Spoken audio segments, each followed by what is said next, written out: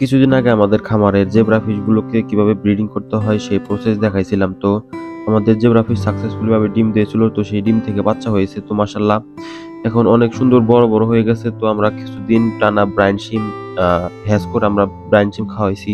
তো আমাদের মাছগুলোর সাইজ মাশাআল্লাহ অনেক সুন্দর হয়ে গেছে, বড় হয়ে গেছে। তার জন্য এই ছোট্ট কক্সিটা আমাদের ব্রিডিং করাইছিলাম। তো সেই কক্সিতে তো এখন জায়গা হচ্ছে না, তার জন্য আমরা সবগুলো মাছকে আজকে ধরতেছি।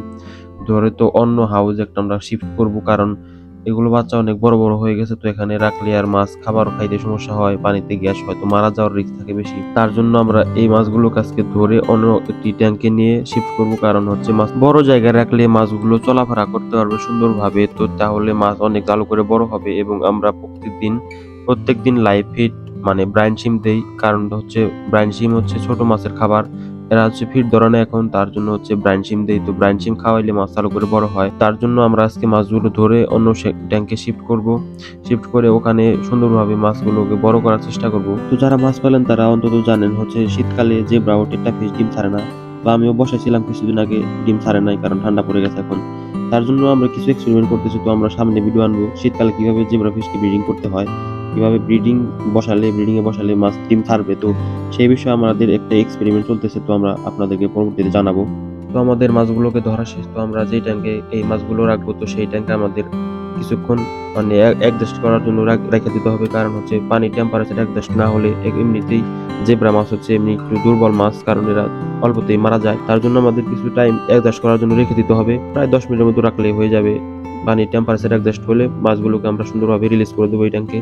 তো নিচে দেখতে পাচ্ছেন আমাদের কিছু গাপ্পির বাচ্চা আছে অনেক, এখানে প্রায় 5-700 মতো গাপ্পি আছে। গাপ্পি মাছের সবগুলো বাচ্চাকে এখানে রাখা হয়। তো আমাদের টেম্পারেচার অ্যাডজাস্ট করার সময় শেষ হয়ে গেছে প্রায়।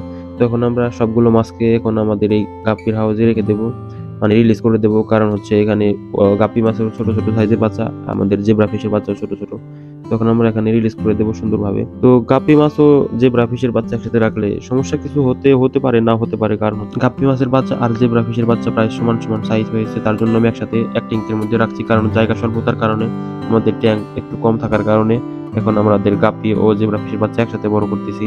তো এখানে আমাদের ব্রাইন শিম দেওয়া হবে গাপ্পি ও জেব্রা ফিশের বাচ্চাকে, তাহলে দুটোই চালু করে বড় হয়ে যাবে। কারণ জেব্রা ফিশের আলাদা ট্যাঙ্ক বলে তো তাদেরকে এক্সট্রা করে খাবার দিতে হতো, তার জন্য আমাদের এক্সট্রা ট্যাঙ্ক প্রয়োজন হতো।